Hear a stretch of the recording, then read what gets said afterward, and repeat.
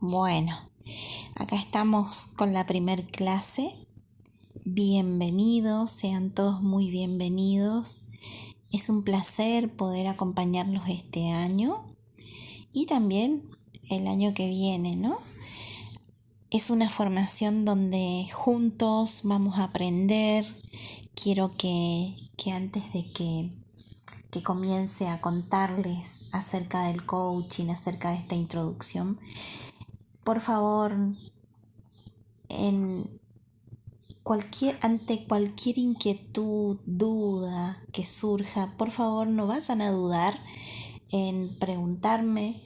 Ya para el 4 de septiembre vamos a tener la clase vía Zoom, nos vamos a poder ver entre todos y también les voy a contar cómo va a ser la modalidad de tutorías que vamos a tener después de la tercera clase. Van a comenzar con las tutorías.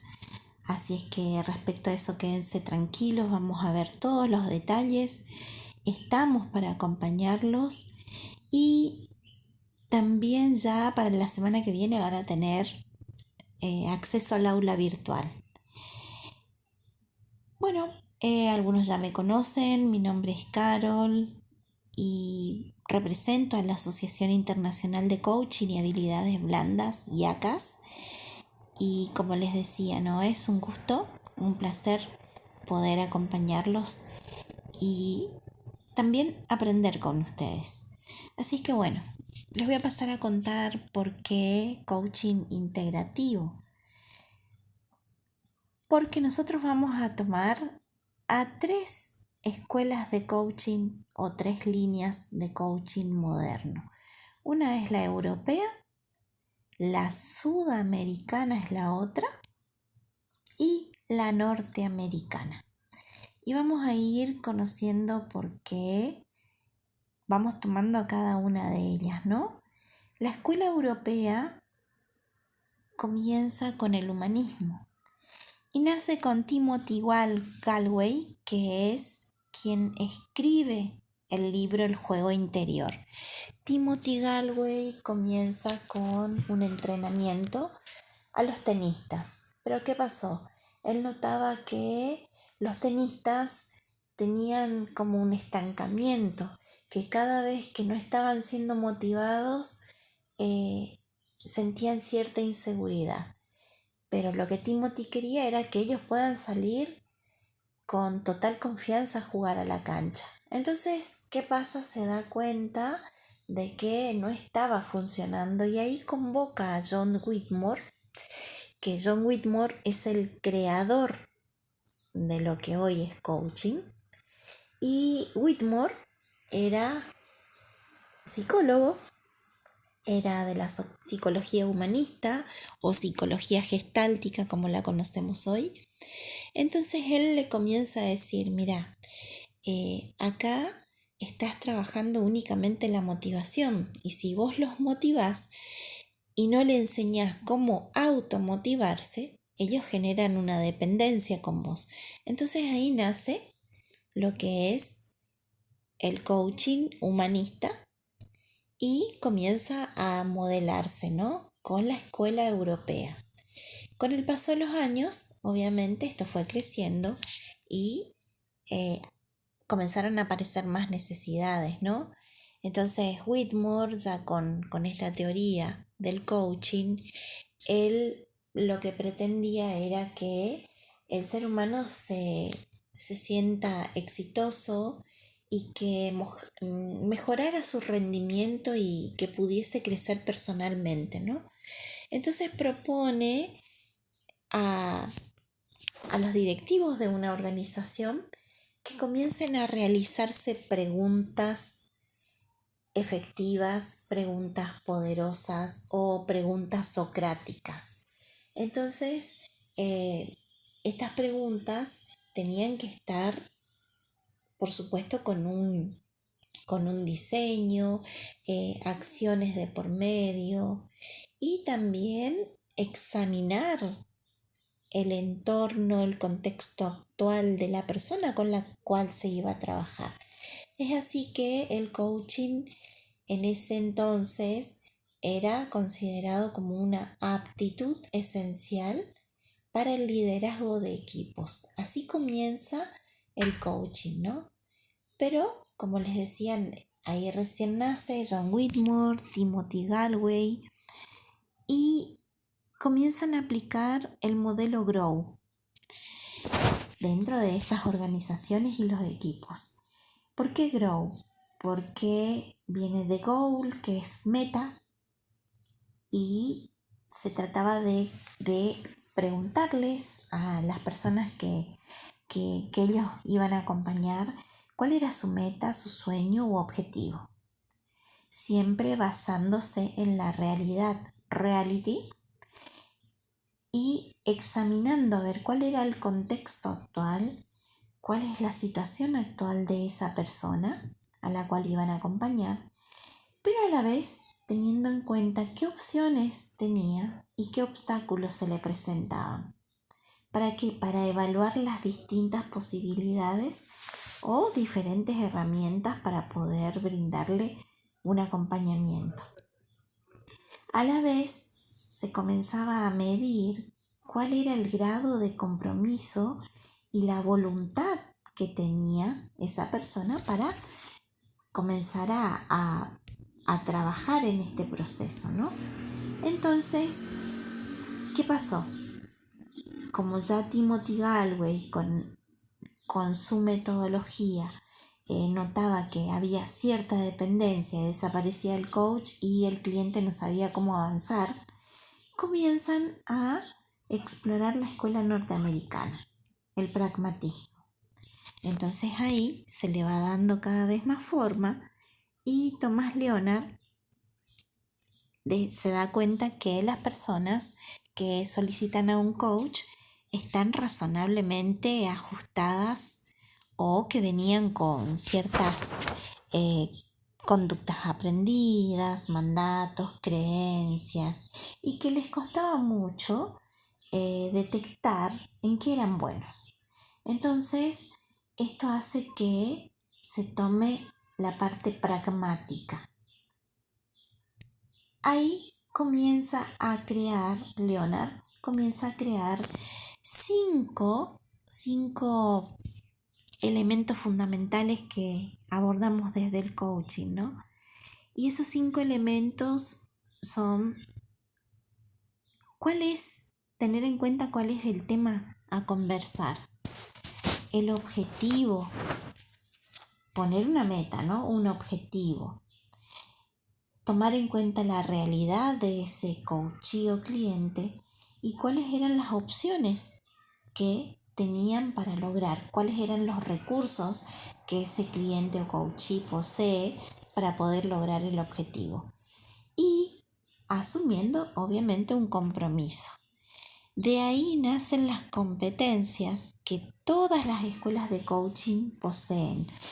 Y nosotros le vamos a pasar después las competencias de IACAS, que son muy similares a estas, pero sí les cuento que todas las escuelas exigen que los coaches desarrollen durante este proceso de aprendizaje cierta cantidad de competencias. De hecho, la ICF, que es la Confederación Internacional de Coaches, exige que un coach cuando se recibe debe tener incorporada 8 de estas competencias, ¿sí? Acá está la lista que ya les repito, les voy a pasar las nuestras porque cada escuela va adaptando a sus necesidades y posibilidades, ¿no? Bueno, acá ya tenemos la europea, tenemos la europea, tomamos el humanismo, de la norteamericana tomamos el pragmatismo y luego viene la sudamericana o ontológica, que es la ontología del lenguaje. Los creadores de la escuela chilena o sudamericana fueron Flores, Echeverría y Olaya. Y luego lo convocan a Maturana, nuestro querido Maturana que ya no está. ¿Qué pasó? Flores, Echeverría y Olaya conforman una sociedad. Flores tenía una empresa, una organización, y le proponen, Echeverría y Olaya, desarrollar un modelo que no solamente tuviese la parte de motivación, sino que también ver la manera de que los trabajadores, los miembros de esa empresa, puedan salir del estado actual y lograr el deseado. Es así que crean estos postulados, los 3 postulados que todas las escuelas lo trabajamos. El primer postulado dice que interpretamos a los seres humanos como seres lingüísticos. ¿Qué quiere decir esto? Que nuestro lenguaje genera ser. El segundo postulado dice que el lenguaje es generativo. Nosotros, además de generar ser, generamos una realidad, generamos un emocionar. Entonces esto nos dice que todo el lenguaje que yo formulo va a generar una realidad. Por ejemplo, si todo el tiempo me estoy repitiendo qué inútil que soy, obviamente yo voy a generar, porque el cerebro se cree literalmente lo que yo le digo y acciona de esa manera. El tercer postulado, que es los seres humanos se crean a sí mismos en el lenguaje y a través de él. Esto deriva de los otros 2 postulados anteriores, que es interpretamos a los seres humanos como seres lingüísticos y el lenguaje generativo. ¿Por qué? Porque nosotros a través del lenguaje tenemos una concepción que da un poder. La palabra tiene muchísimo poder y juega un papel importante a la hora de diseñar nuestras conversaciones. Acá cuando digo diseñar nuestras conversaciones son esas historias que nos contamos, las historias que nos han contado desde pequeño. Acá les traje este ejemplo, en realidad es un ejercicio que me gustaría que lo hagan. Nosotros ese día lo hicimos de manera presencial y dice, en mi cara redondita tengo ojos y nariz. La consigna es que ustedes mientras lo vayan relatando, vayan tocando y dándole forma a la cara redondita, que se toquen los 2 ojos, la nariz, la boquita. ¿Y por qué está así muy en diminutivo? Y tiene una intención. La intención es que ustedes se remonten a la infancia y que despertemos los canales perceptuales que son auditivo, visual, kinestésico. Entonces, estimulando cada uno de estos órganos de esta manera, nosotros accedemos a lo que es la creatividad y la neuroplasticidad. ¿Para qué? Para aprender mejor. Porque cuando nosotros tenemos esa apertura o actitud aprendiente, fijamos con mayor facilidad todo lo que sea aprendizaje. Bien, entonces, acá vamos a tomar principios fundamentales en el coaching. Y acá tenemos una vez más a Flores Echeverría y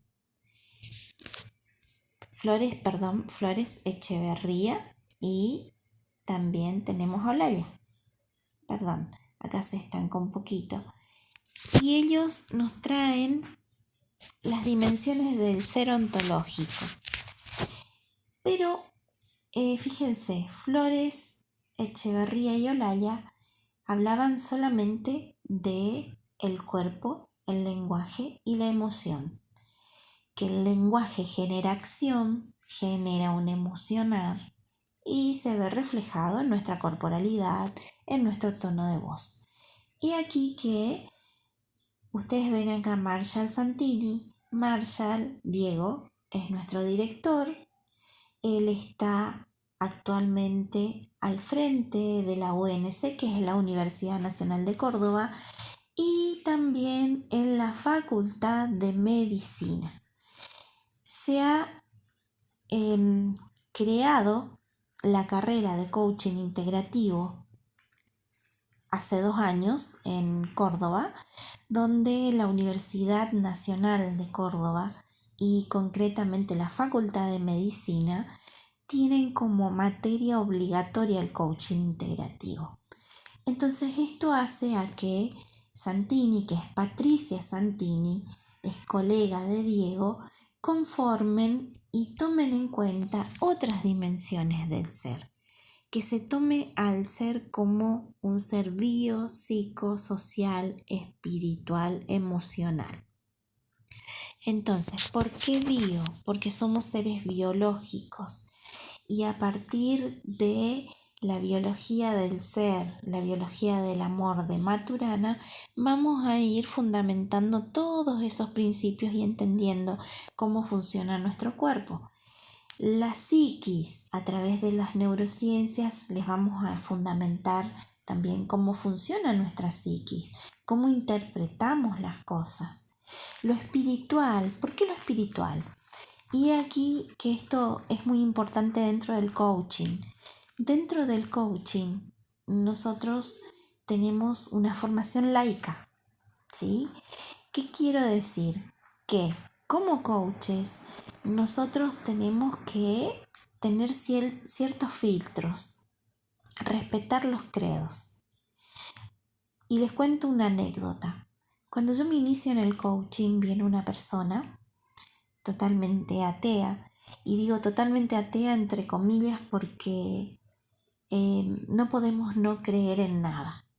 Esta persona, cuando entramos a trabajar, no tenía en claro sus objetivos.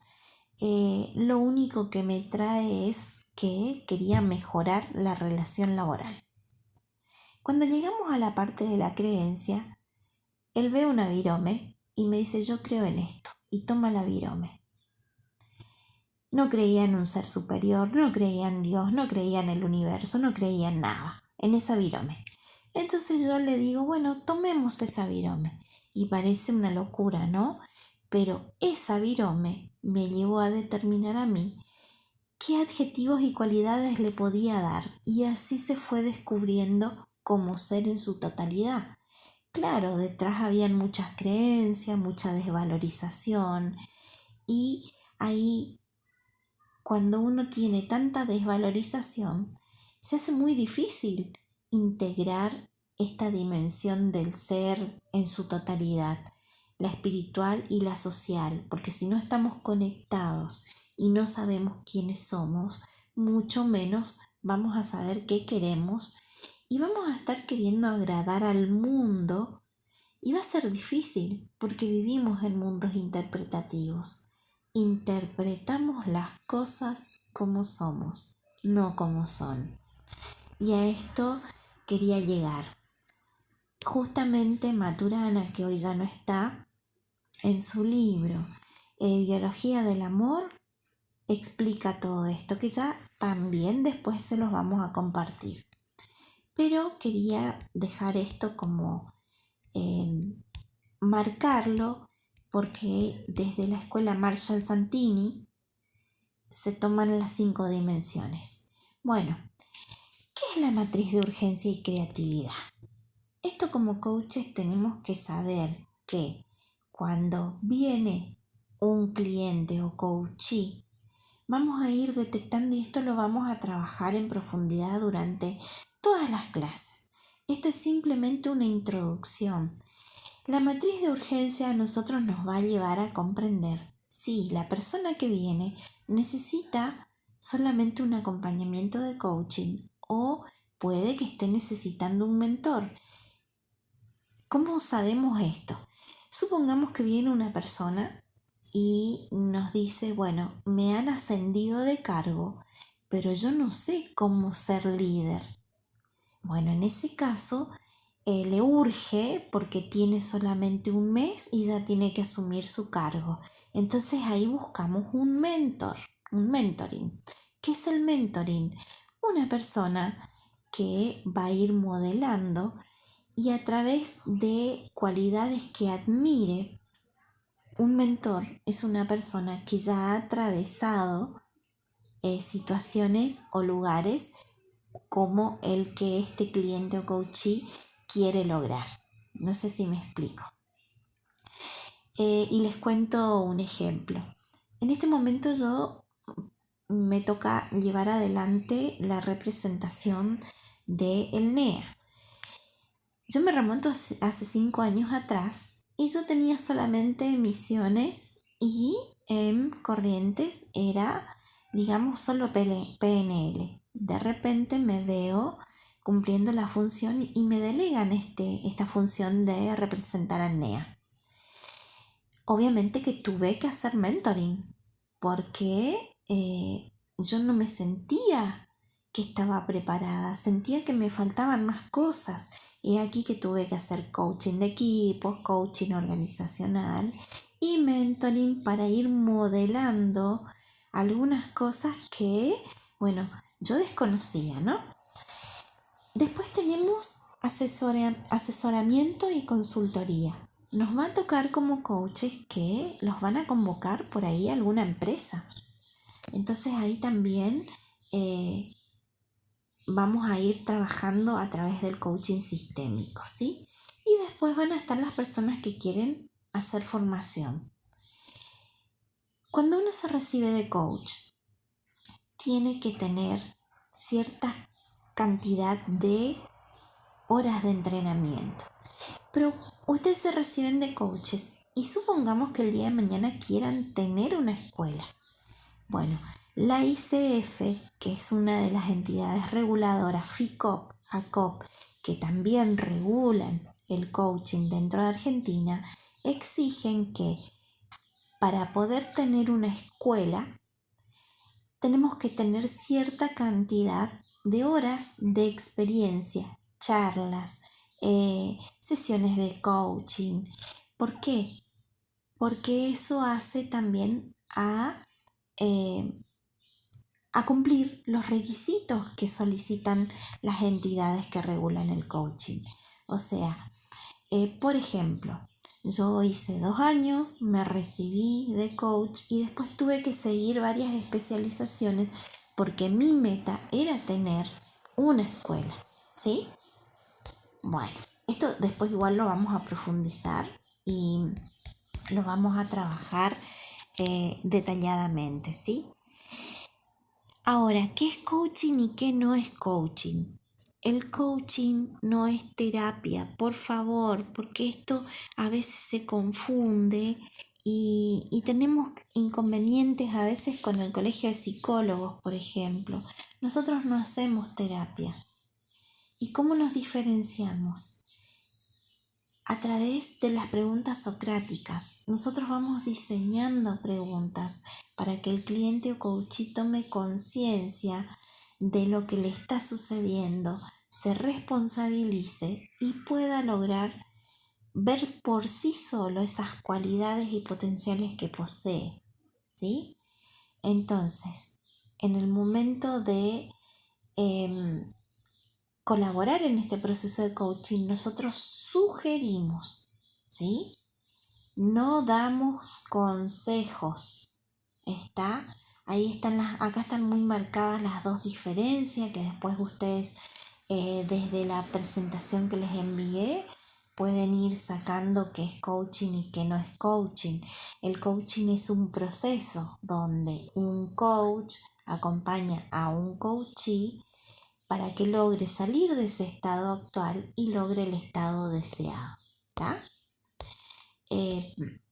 Acá tenemos lo que es el coaching, es un proceso que busca cortar la brecha y en ese proceso vamos a ir brindando herramientas que estén acordes a las posibilidades del coachee, ¿sí?